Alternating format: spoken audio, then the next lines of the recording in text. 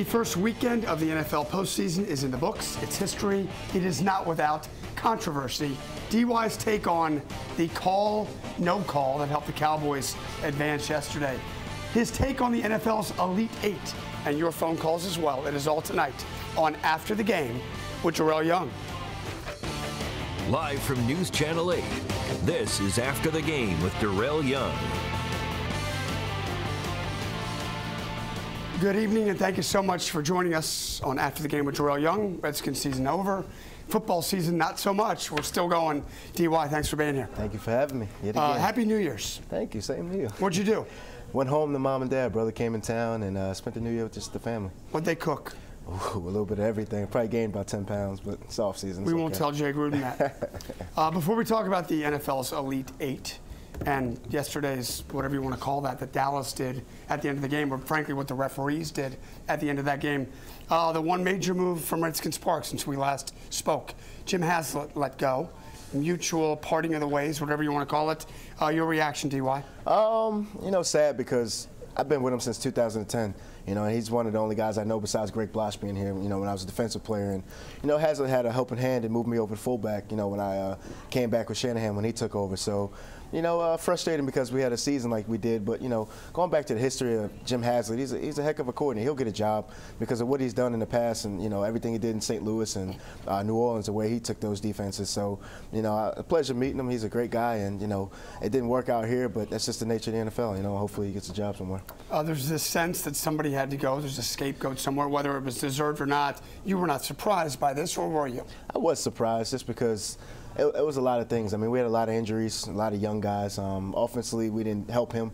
Special teams wouldn't help the defense, So a little surprised. You're always surprised when you see someone go. But like I said, it's the business. You got to understand what you're in it for. And there's no hard feelings with things. Someday they're going to get rid of me. But, you just got to, look forward and, see where you can go from here.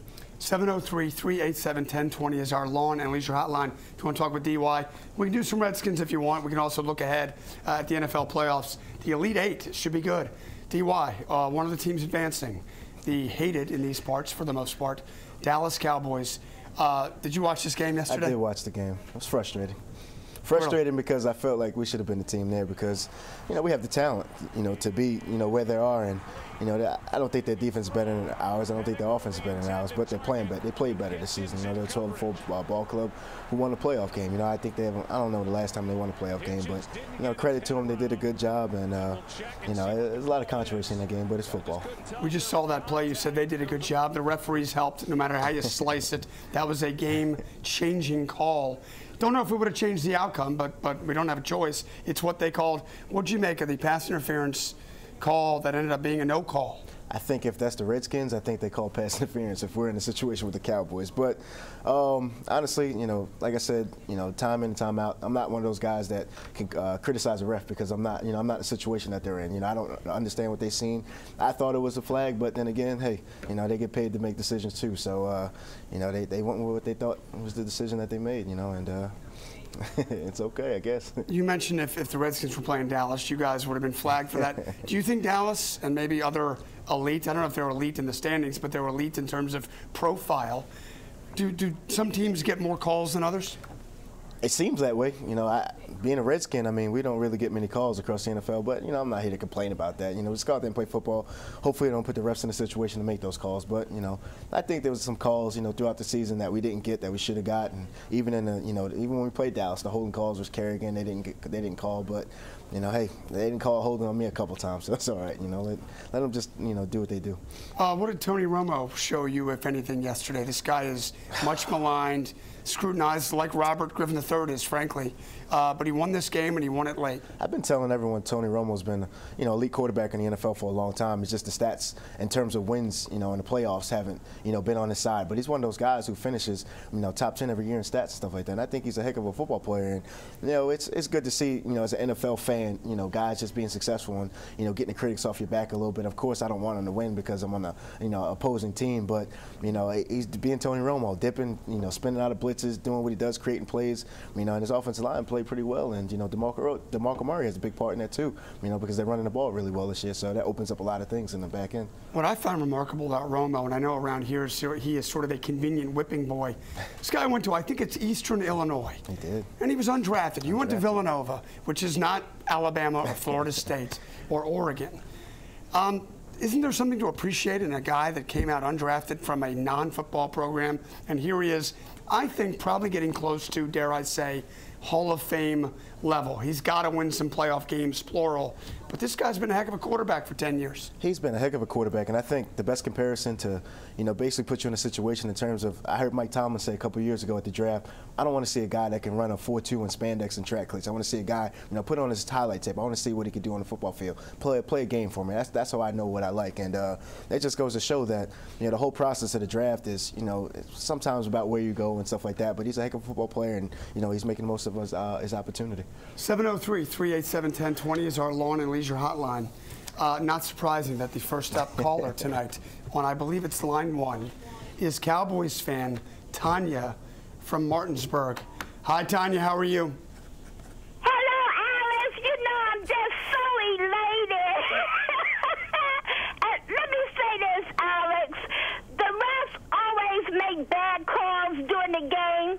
A couple went against my boys yesterday, and then they were not called. And then the other team, they got this. And they got away with some. So you have to have something to talk about. But I like the Cowboys made Adamika Sue cry. That was priceless. And I know you, Jay Gruden, he didn't have enough horsepower. He said he was going to fight for that defense. Okay, Tanya, got to let you go. And he didn't win. Bye. Thank you, Tanya. I want to alert the viewers, do not adjust your set. That is Jerry Jones. That is a photo that has been doctored. It made its way around Twitter yesterday. I think it's hilarious. Here we see it again. A lot of folks, DY, think that the Dallas Cowboys, because they're, quote, America's team, and Jerry Jones apparently is Jerry Jones, that they're calling the shots. You're not going that far, right, DY? Nah, Jerry Jones didn't have anything to do with this, did he? I wouldn't say that, because the game's played on the field, and you still got to be in situations, regardless if they are calling the games for him or whatever, you still got to be in a situation for the ref to help you. But, you know, thank you, Tanya, I guess, for calling again. I don't know. She'll be unhappy this week, so whatever. You hear that, Tanya? Cowboys have to go to Green Bay now. I know there were other missed calls in that game, and I don't want to belabor this point. That call, as Tim Brandt pointed out to me today, they could have called 3 flags on the play. Yeah. They could have called the pass interference, which they called, and they took back. They could have called defensive holding, which they didn't call. Illegal contact. Illegal contact. They could have called Des Bryant for running on the field without his helmet on. Michael Westbrook took his helmet off way back in the day, DY. 15-yard penalty at FedEx Field in 1997. You can't do that. They didn't get anything. Detroit loses what would have been a first down. And off we go. I didn't have to go too far, DY, to get some fan reaction to the Cowboys thing yesterday. We only had to go outside the building where I found a couple fellas talking about the call, no call situation. I guess it is a controversial call, but he had his hands up, and he didn't touch him, and the receiver was holding on to him. You know, and when the receiver was holding on to him, he just had his hands up in the air, and the quarterback threw the ball into his back. So how was that, you know, pass interference? I got a different perspective on that. They said the call is if any contact is made with the receiver while the ball is in the air and the receiver does not have an opportunity to get the ball and the defensive player is not making a play on the ball. Right. He did not make a play on the ball. Was it fixed? No, it wasn't fixed. Yeah, it was fixed. I think it was. Yeah, it I was think fixed. It was a great. I think it was a great call, no call. Was it fixed? Yeah, it was fixed. Is that wonderful? I thought we'd have to go through town finding people that had this interest in the call, no call. We got about 8 feet outside our building here. Yeah, it was fixed. Love those fellas. DY, we got to do a break. When we come back, I think, and I want to get your take, the most impressive performance of this first playoff weekend was from the Baltimore Ravens. DY, here's what they do. They go on the road and they win playoff games like it's nothing. We'll talk about the Ravens, get DY's picks the rest of the way for this next weekend. And there's that big green egg that somebody's going to win. That and more after this. Don't go away.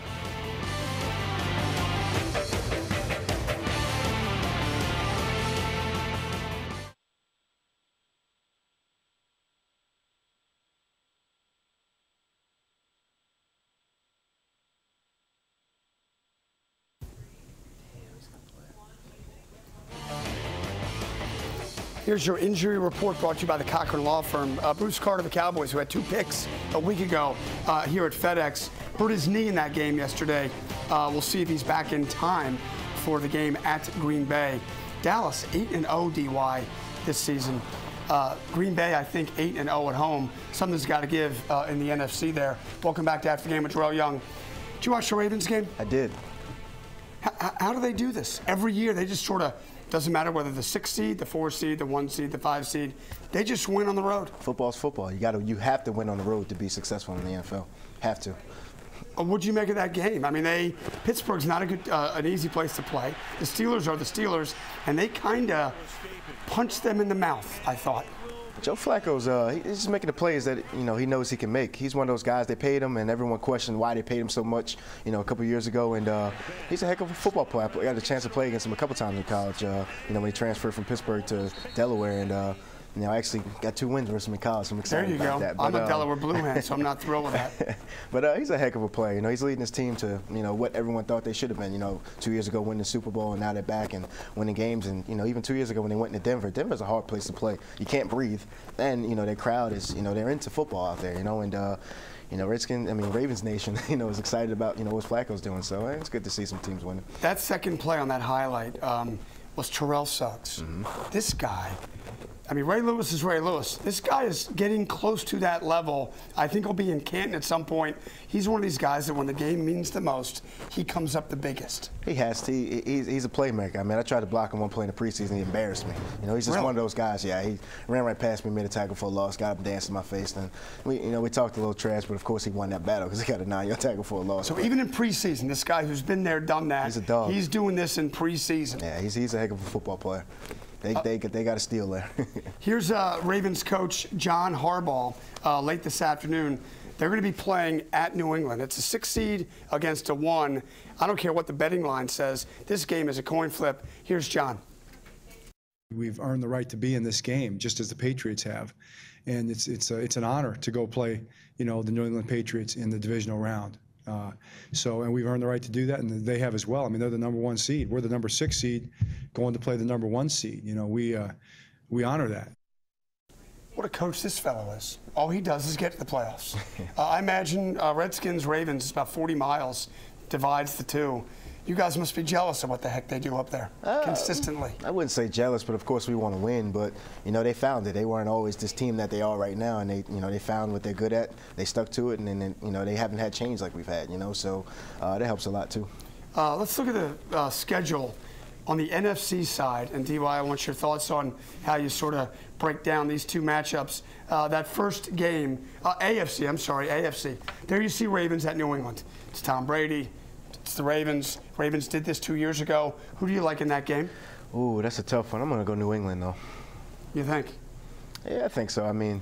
Tom Brady at home, he's one of the, like he said, he's going to Canton for sure. He's one of those guys that you can never count out. He could be down 21 points in the 4th quarter, and I'm still nervous as a player on the field. Is a week off, not that the Redskins have gotten this often, obviously recently, is that a good thing, or do the Ravens have some advantage because they're coming in on some sort of roll? They have some advantage. The week off, teams usually lose in those weeks, the teams that are off, during the bye week and stuff. So they do have an advantage because they played last week, but at the same time, and New England's got a chance to get healthy again, get all their guys back.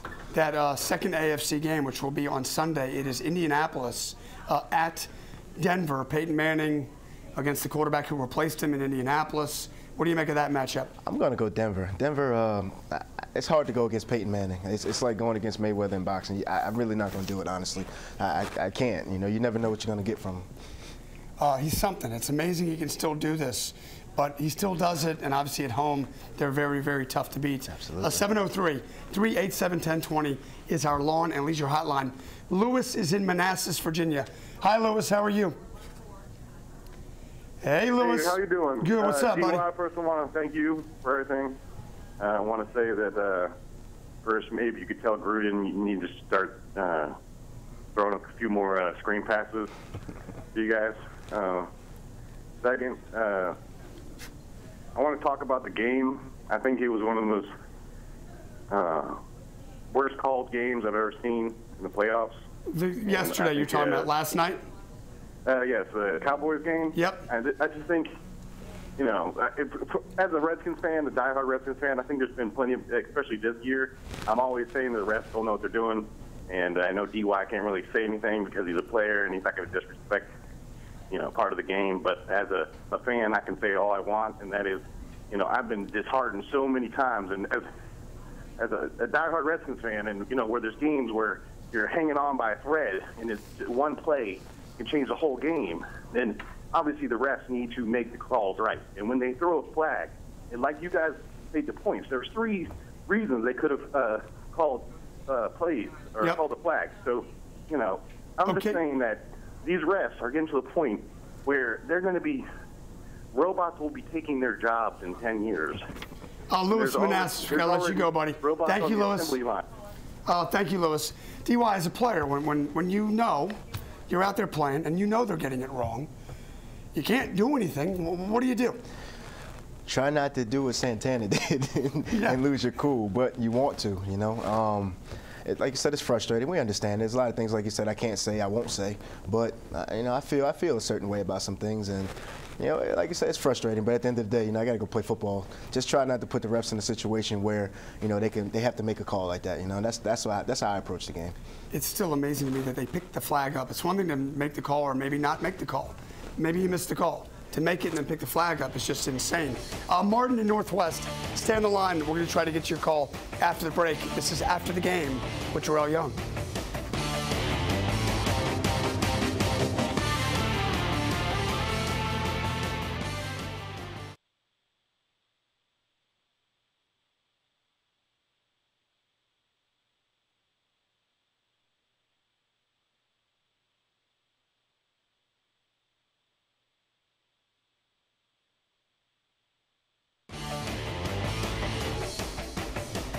Time for our Normandy Carpet Care Player today. Colts Andrew Luck steps up into the pocket. Just before he gets sacked, he throws it deep and finds the Colts Dante Moncrief for the 36-yard touchdown strike. And that is our Normandy Carpet Care Player of the game. He's falling down. He's almost over the line of scrimmage. He just kind of flings it, and it couldn't have been more flung more perfectly. Andrew Luck, of course, DY, every time a lot of folks see Andrew, they think about Robert and the 1-2, and one of these days, your man Robert may get back to that level. Right now, Andrew Luck is just on fire. Back to the phones we go, DY. Martin is in Northwest. I'm sorry, Keith. Keith is in Centerville on line 2 tonight. Hi, Keith. What's up? Oh, yeah. I want to ask you a question. Who do you think is going to represent the AFC and NFC in the Super Bowl? I just want to know what Alex thinks, and I want to know what Darrel thinks. Okay. I'll jump in, DY, and then we've got a graphic that shows you the teams left in the NFC. AFC, I'm tempted to go Baltimore because they're doing that thing they do. I'm going to go with the Patriots and go chalk in the 1 seed, and they win at home, and then they'll beat Peyton Manning at home. It's not exciting. I'm going Patriots. What do you think? I'm going Denver. I think Tom Brady has a phenomenal record versus Peyton Manning. I did the stats when they played before, but I think it's Denver's chance. Okay, on the NFC side, DY, Carolina at Seattle. That is the NFC game on Saturday. Carolina, bad record, but they get in because they win the NFC South. Seattle's on fire. It's at their place. Carolina have any chance? They do have a chance. I mean, anytime you have a quarterback like Cam Newton, guys who are making plays, and Luke Kuechly is one of the best linebackers in the NFL right now. I think now they have a chance, but I'm going Seattle. Okay, Luke Kuechly is everywhere on the football field. He is. If you watch the Panthers play and you don't know which player just made that play, just say it was Luke Kuechly, and 98% of the time it's Luke Kuechly. Dallas at Green Bay, the second game. Somebody upstairs at the NFL offices is thrilled, whether it was fixed or not. I don't think it was fixed. That it's Dallas at Green Bay. Who do you like? I'm going Green Bay. Cold weather. I'm expecting less than 10 degrees weather. I'm going Green Bay. Dallas 8-0 on the road. Green Bay 8-0 at home. Green Bay will be favored. For whatever reason, some teams, frankly, I think the Redskins do this quite a bit, play better on the road. It's sort of an us against them. Like, I think Dallas sort of looked lame at home yesterday because teams walk out at home and sort of expect to do well. When you guys play better on the road, what is that? I don't know. I think I think guys approach it a little different. Like you said, I don't know if it's more just a comfortable feeling knowing that you're at home and, not that, the other team's going to come in there and just kind of lay down for you. But I think on the road, I think you have, 90,000 people against you or whatever, the capacity of the stadium is. You have them against you, and it's really just you guys in the stadium fighting for, a win. So I think that has a little bit to do with it. I don't know why, but I think it does. DY, we've got about a minute left in this segment. I did want to mention Stuart Scott's passing.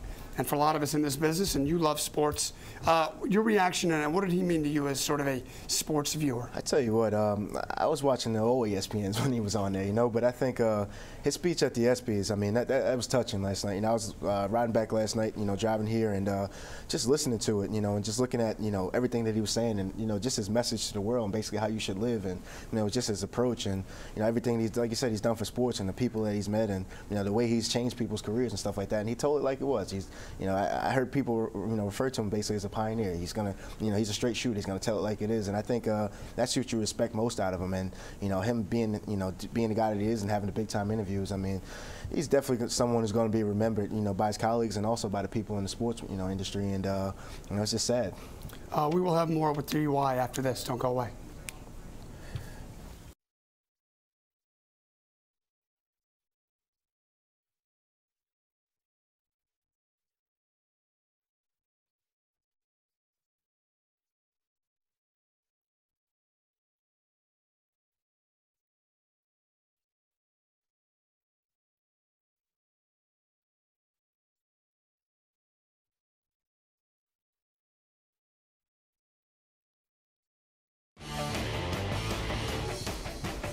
Thanks so much to the folks who called tonight. Thank you for watching, DY. Thank you. I'll see you next Monday. Yes, sir. NFL's Final Four. I'm psyched. I'll be back at 9 o'clock. We'll take your calls on the NFL playoffs and whatever you call that thing Dallas got away with last night. I'll see you then, folks. Take care.